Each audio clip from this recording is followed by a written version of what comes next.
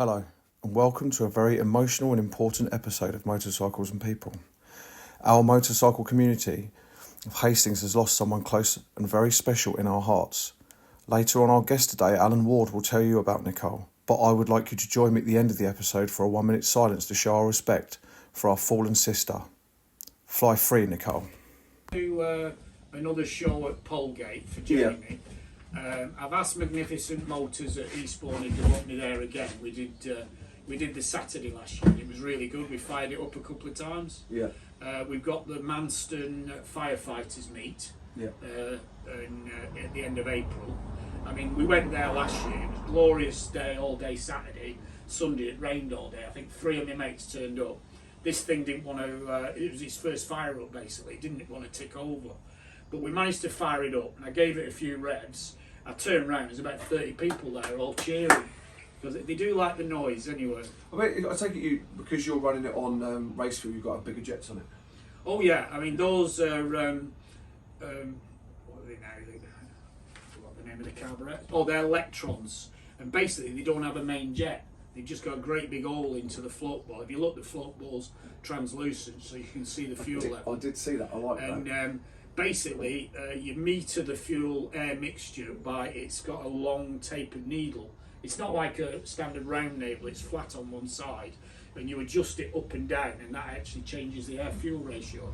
We use a micrometer to set it up, and then we put it on the dyno last year with Dart Motorsport, and it was almost spot on. We just did a couple of very fine adjustments and we got it pretty much spot on. It was running, 13 and a half to 1, and it was pretty good.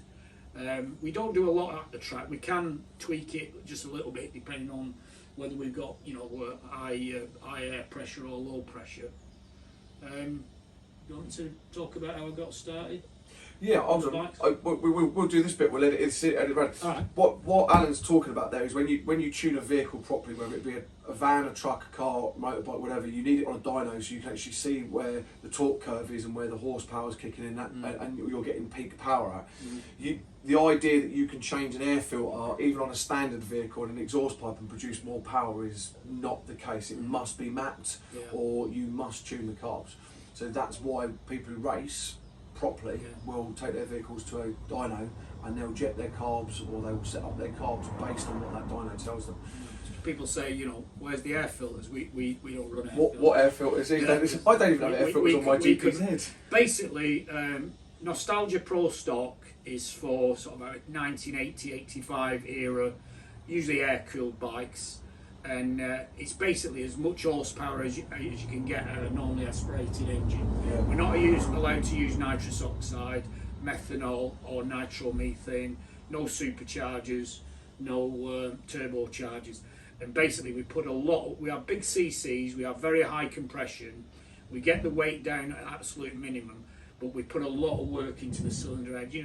I haven't spent a lot on this. I actually inherited a good cylinder head. It's got the biggest valves that will go in the standard valve seats, but it's had a lot of work done to the cylinder head. It's probably had about £3,000 or £4,000 worth of work done on the cylinder head. You've got to get the air fuel mixture in there, and you've got to get it mixing as well as you can. We dial the cams in. We actually run quite a lot of overlap, which means that you're sucking fuel in and you're ejecting the exhaust gases, and you leave the exhaust valve open a little bit longer, and that actually sucks more air fuel in, and that's why you get flames coming out of the exhaust with drag bikes, because you're running a lot of overlap. The trouble with that is you can get the valves getting a little bit close to the pistons at the wrong time. It's either side of top dead centre, so you've got to sort of balance that off. You sort of back off your cam timing so you can run maximum compression ratio. That's when you'll use uprated valve springs, isn't it? So they close quicker, because if you don't, you're just going to get a clatter at some point. You've got to use uprated. We don't run the biggest, highest lift cams that you can. We run long duration cams, and because these engines. I've got quite a few spares, but we do break engines, not too often, but you've got to sort of back off a little bit to give yourself a bit of longevity.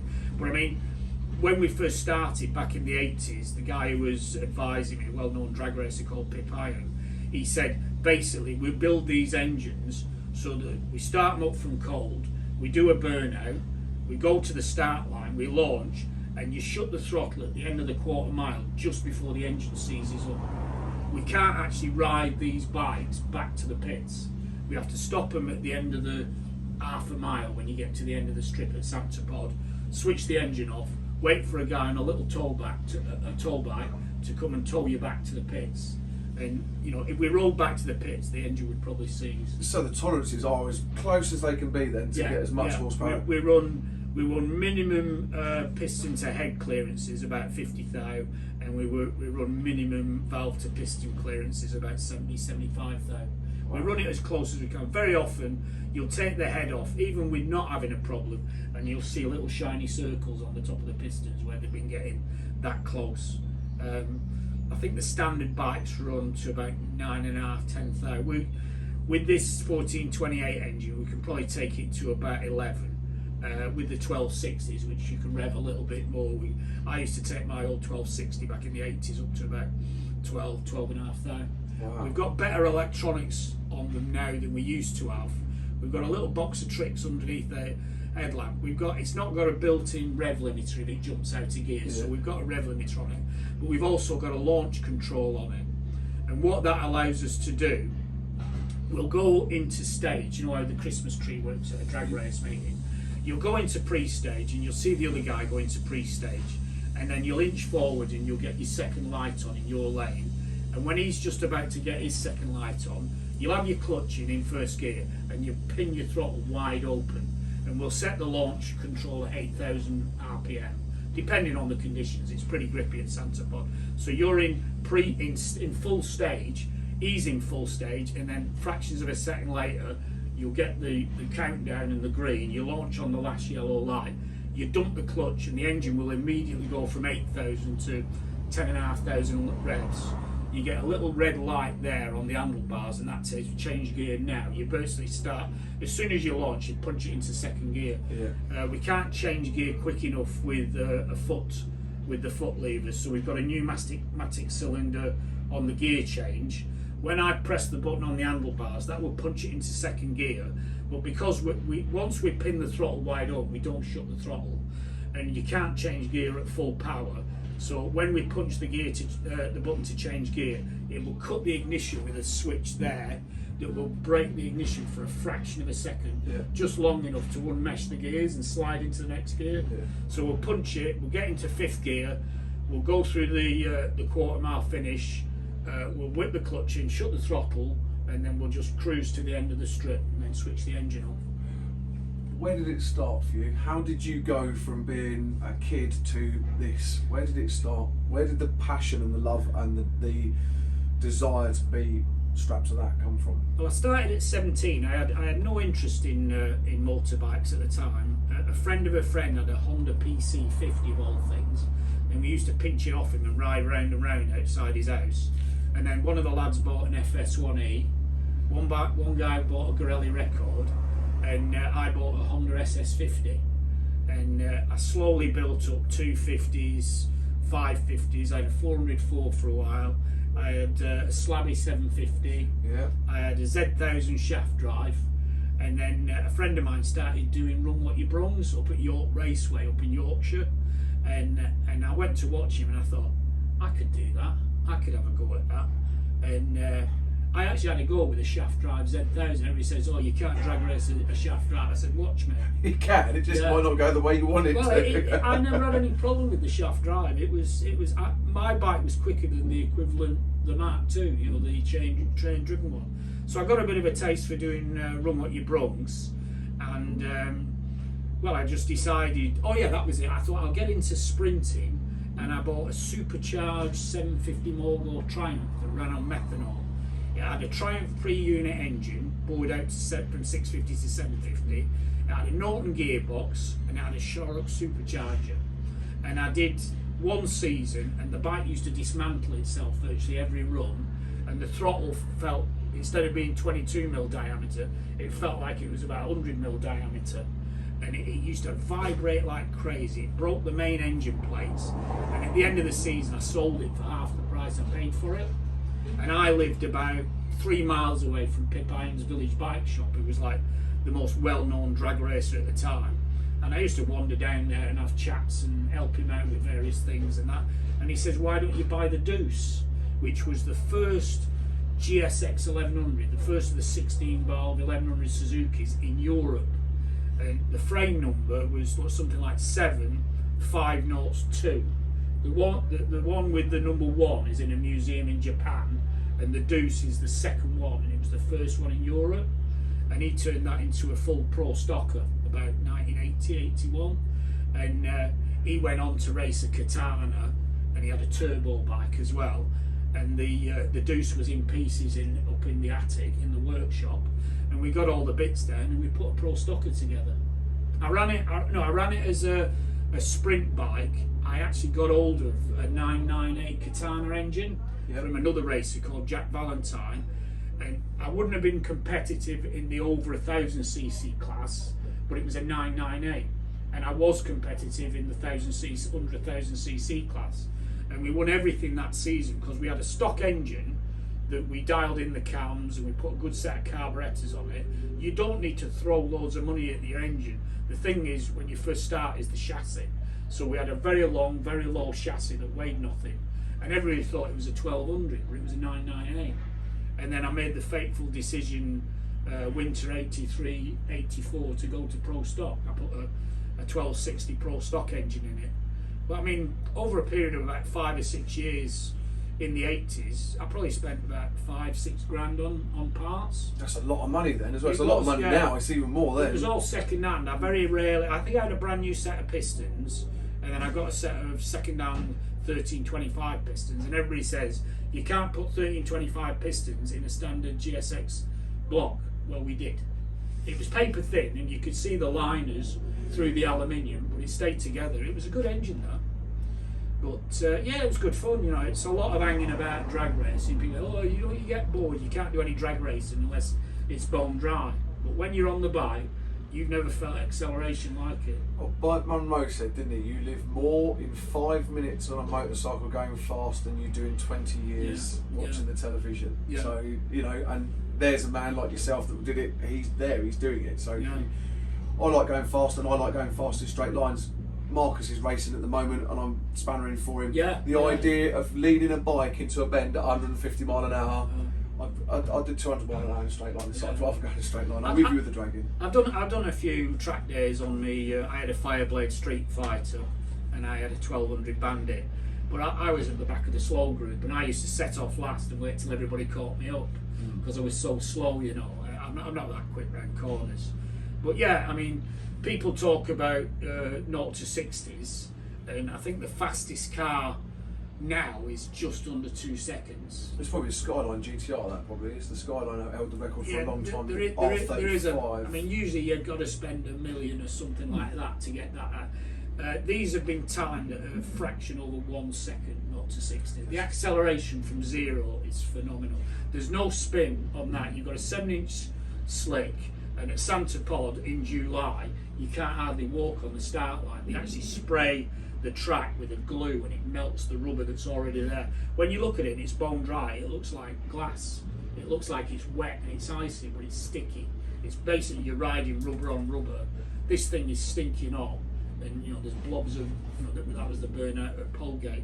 That's a Hayabusa back wheel, and I've got a lightweight front end to put on it. I haven't got the original front wheel, but you make the chassis as light as possible, and if you do have to add weight, you put it in the right place. And this swinging arm built by a friend of mine. You bought one of these from the States for a super street bike. You're talking between 700 and 1200 quid. I paid 50 quid for the metal for this, and my friend put it together. And this is a carbon copy of the fastest GSX 1100 in Europe. I was aspirated. I was having a look at the welds on that and the build on that, and I thought that is a lovely job. Oh, she's a good welder. Yeah. There's that age-old saying, isn't there? People go, if you want to go faster, add lightness. Everyone thinks you need to make the engine faster. No, take stuff out. If you want to go faster in the car, strip the seats out. If you want to go faster on a motorbike, get rid of the things that you don't need. And low as well. I mean, I think that is quite low. I mean, that's a Hayabusa back end. It's basically I think it's a 954 Fireblade front end because it was lighter than the GSX. But that is 12 inches longer than stock, and this is 8 inches longer than stock. That's actually longer. But the other thing is to get them as low as you can. I think the standard seat height on a GSX road bike is about 30 inches, and I think this is 22 or 21. We have to have a minimum ground clearance of 50 millimetres. I used to have, when I was racing, I think we did the Isle of Man, and I bounced all the way up Ramsey Promenade on my brand new collector on my exhaust, and you could get off the bike and use it as a side stand, the exhaust, and it was almost vertical. This, you can lean this on the side stand, but it's leaning over on the exhaust, and it's leaning over a bit further. But yeah, we did the Heritage Sprint August last year, and that's got a right-hand bend at the end of it, and I did an 1/8 mile, and it lit the tyre up the full length of the strip, and then I was running out of brakes. I can't hardly get my foot on the back brake. It's more for scrutineering than anything else, but we don't normally need it. We've got plenty of room at Santa Pod. So I was running out of room. I was leaning on the front brake. The front end started to go down. Put a 25-yard black line with the front tyre. As it's going down, I let go of the brake, and I've got the marshals going like, I'm going, yeah, I know. And if I could have turned right, I could have been all right. But you can't turn right on these. You can turn left. But yeah, I just about managed to stop on the tarmac. And then the following 2 runs I didn't do full power runs. I only did like 2/3 of an 1/8 mile. But yeah, it's good fun. As long as it stays together. It can be very, very expensive if it keeps breaking. But touch wood. It's the problem with high performance machines is they're very fragile, aren't they? That's when you build something to work within the absolute pinnacle of its capabilities, something is going to give way, whether it be a valve spring, a con rod, whatever, and something will give way eventually. I mean, we build them as strong as we can. The good thing about the old air-cooled GSX 1100 engines is the roller bearing cranks and the roller bearing big ends, whereas a lot of the later bikes have got shell bearings. Yeah. And these are, I mean, they're still using these in full pro stock now. They're running 6s. And if you look, we normally run with a smaller battery. We don't have a starter motor on the bike. We don't have an alternator. We don't have a rotor. So we make everything as light as possible. And there's a big nut sticking out at the end of the crank there where the alternator rotor should be. Yeah. We've got, believe it or not, it's actually an old Ford Capri starter motor. You can still buy brand new ones off eBay. And we connect that with a 3-to-1 reduction gear to 2 12-volt batteries. So it's a really high torque setup, and we plug it on the end of the crank, and it will just start the bike. If you keep your finger on the button for about 2 seconds, it will melt the relay because it's drawing so much current. But I mean, at 15-16 to 1 compression ratio, they're very hard to turn these engines on. Normally, it'll turn over, it'll do a quarter turn, and it'll fire up, and it ticks over, and it goes all right. You know, it's just that. You can't run it for too long at full power. How quickly do you kill spark plugs and ignition coils on this? It's good on spark plugs. We run a Dyna S ignition system, which is not too complicated. It's not like really computerized like a lot of them. We run standard plugs. We've got high output coils, so we've got a big fat blue spark there. No, we don't really have too much problem with ignition. No, I mean, the high octane fuel helps. You know, that burns quite easily. And we run a lot of advance on the ignition. But yeah, we generally, I mean, I had that misfire, and that was mainly, that's an air solenoid that cuts the ignition electrically, and there's a micro switch there, and we think that, I mean, I've changed just about everything else, and I've got a replacement micro switch which I've got to fit to there. We'll get it on Dart Motorsports dyno, and we'll see if we've got rid of the problem. I was taking some pictures and show you all this. I did notice down there that someone has made a lovely CNC clutch cover housing. That's a nice bit of kit, because that's far from standard, isn't it? That was a loan from my friend who actually built the chassis and built the swinging arm, and that is about, I think it's about 500-600 quid's worth. The standard Suzuki clutch would just light up if we use that, especially with dumping the clutch at 8,000 revs. So that's got a centrifugal clutch in it. You've got a plate on it with 6 bob weights on it. Yeah. Gecko make those, don't they? Gecko do quite a lot of centrifugal clutches, and a lot of people on Harleys will put them on there because the Harley clutches are quite strong. Going to change our subject a little bit, if that's all right, Alan. We're going to stop talking about your race bike. We know that the motorcycling community in Hastings has just lost someone quite important, don't we? And we want to give them a shout out today, don't we? And then what we'll do is we'll arrange for another one, and I'll come up and have another cup of tea with you and a chat. We'll talk about another bike.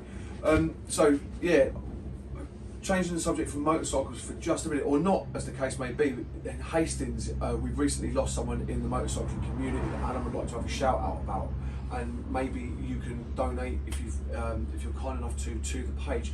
Alan, will you tell us about Nicole, please? Well, a good friend of mine, Nicole Taylor, called herself Nicole Taylor on the Facebook group. She was a moderator on Hastings Motorcycle Ride Outs. I've known her for 5 or 6 years. Lovely lady, beautiful lady. She had a lot of demons, and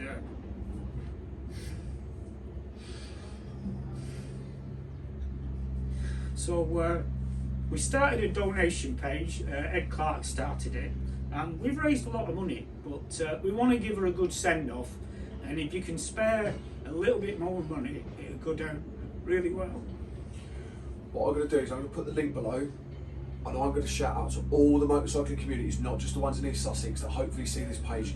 Just click on the link, whether it's £1 or £2 or £5, if we can donate just a little bit, just to give Nicole a big send-off.